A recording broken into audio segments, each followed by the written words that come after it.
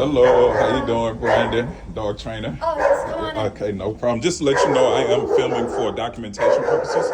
So, just wanted to let you know. Your name was? Brandon, Brandon. Sangeeta, nice to meet you. say it one more time. Sangeeta. Sangeeta. Yes. Nice. You've been talking to her sister. Okay, cool beans, cool beans. All right, so I'm guessing this is her. Yeah, she doesn't like strangers. Okay, no problem. So, I'll go after you.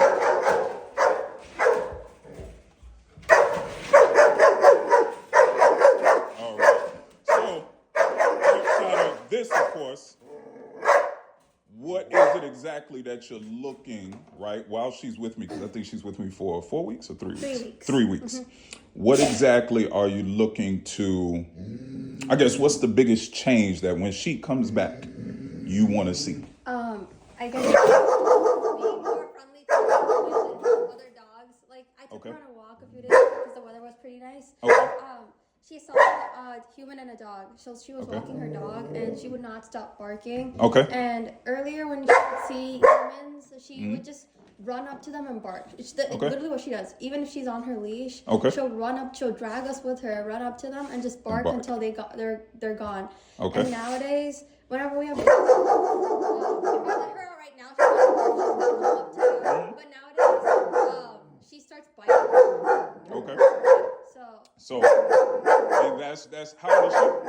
7 months. 7 months. Okay, yeah. And that's dangerous when the biting starts happening, because in the dog's mind, and I train protection dogs, Yes. so it's easy for me to spot, right? She's more scared than she is. Yes, she's very scared. But the problem with that is, if you allow that fear aggression to continue to escalate, those bites will turn into real bites. Now, it won't be like a grab, hold, and shake, like she's actually trying to kill. It's going to be more of a huh, and it's like a get away, but it's still going to hurt, right? So, we definitely have to do a lot of, I tell people all the time, it's not really my job, right, to train your dog. Yes. It's my job to rehabilitate your dog and get it back to being as neutral as we possibly can, right? Which makes it easier for you to train your dog. Yes. So my goal is to teach you how to train your dog, but rehab it to a point to where it's much easier for you to communicate with your dog. And that's where a lot of people, of course, because we're not dogs, and, if you're not a dog trainer or a dog behaviorist, it's hard for us to understand what's going on in her brain, right? Yep. So that's my goal, is to teach you as best I can to understand what she's thinking right now, right?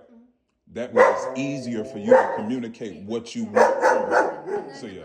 when she plays with me, she doesn't do it as often with my parents or my other two sisters, but when she's with me, she's playing, and she's like so excited, she'll start biting me, and then she won't let go. It's like that thing, so it starts hurting. Yeah. Just right now I was playing with her, so I could play some time with her before she left. Okay. She did the thing. I was playing with her, and then she Yep. got really excited. Next thing you know, she's on my leg, and she's all around. Yeah. I just want her to be obedient. Yes. When we take her walks, she leash pulls. Okay. When she smells her favorite food, she starts barking, and she won't stop until she gets it. She recently started counter surfing. Okay. Yeah. So what do you guys normally do when these behaviors manifest? If she's counter surfing, we take her off because we took her to a trainer at Petco or PetSmart, and they said tell her to stay off, and she'll understand. And then if after 2 times you get it, just pull her down, push her as you say off. Okay. And so she tried that. She gets it at one point, but she comes back. Yeah, I get a lot of people that go to the commercial training places, and they are good for mechanical training, right? Sit down, come, which are more mechanical things. They're not psychological things. So, theoretically speaking, yes, right? But what they're not teaching you is how to follow through with those particular commands, right? Because that's more of a correction than it is a command, right? Because obviously when you tell a dog to sit, it's more so it could be for many reasons. Yeah. But when you tell a dog to get off of something, now you are possessing that thing that you're telling them to get off of, right? Yeah. So that goes back to when she's playing with you and she starts biting and not wanting to let go. She's possessing you the same way that she would do a toy. Yeah. Right? Yeah. So you've become a toy object to her, which means she doesn't look at you as a leader. She looks at you as below. One of her playmates. Exactly. Okay. Right? Yeah. So, and those are the things that, a lot of people don't understand about dogs to where it makes it hard for them to correct those behaviors.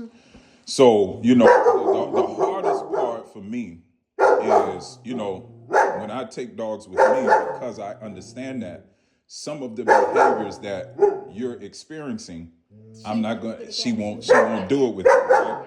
But that's not to say that we can't address it, because she is who she is, right? She is who she is genetically. So a lot of this fear, anxiety, and stuff that you're seeing now, she will express that because it's so deeply ingrained, right? It is who she is genetically, right?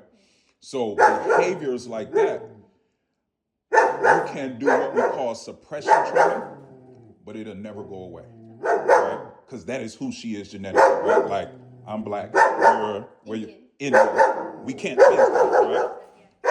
But we can work on that accent, right? We can do little things to manage to where it'll make it harder for people to tell where we're from, right? Like, I'm originally from South Carolina. Most people wouldn't know that, right? Because I don't have a hard Southern accent. But I've worked on that, right? Because it makes me marketable to more people. So what we're looking to do is make her marketable to more people, but she'll never change. Yeah, that's fine. You see? So, and the only reason why I'm saying that is because a lot of people look to get rid of character, what I'm going to call character flaws, right? Which in the dog world is actually not a character flaw. What she's doing based on her breed, right? She is a protective breed. So she's barking at things that are strange. But where it becomes a problem is the excessive. So what we have to do is suppress some of the behavior so we can control it. So we can tell her, hey, stop barking, right? It's okay. Thank you for letting me know something is strange. I got it, right? You can be quiet now. So that's what we're looking to do. So because, I try to express that because I don't want people to have the wrong expectation. You see what I mean? So, but, I'll be sending, videos, at least 4 to 5 videos a week, just kind of explaining, right, what I'm doing, so that way you guys get a better understanding of how to maintain when she comes back. So that's pretty much it. So what we're going to do, I'm actually going to have you load her in the car, because I know she's going to be... Yes, put her on the leash, and I'm going to have you... I have a cage just like this in the car for her, and I have a bed in there for her, too, so it's a little bit more comfortable. So, I'm going to have you load her, and then, matter of fact, let's bring her stuff first. So her food and